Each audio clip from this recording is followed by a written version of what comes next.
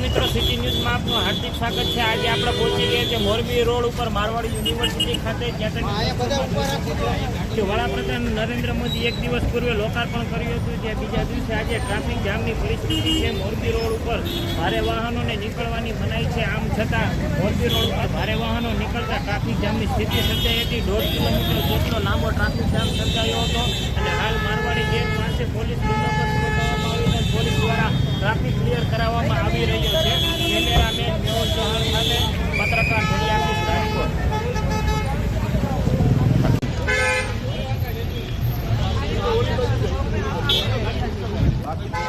ચાલુ ગાડીએ ઉતરીએ 7-8 જણા છે।